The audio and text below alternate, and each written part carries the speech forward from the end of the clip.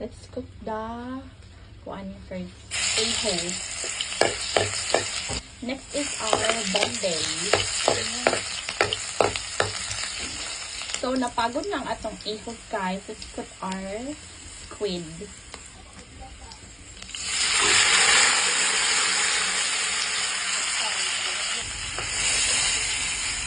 This is my first time cooking squid because I really don't like squid, but Mama that likes squid.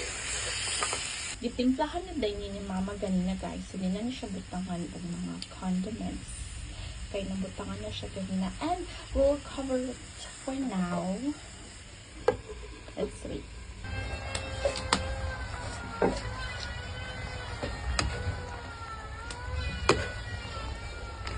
Naluto na siya.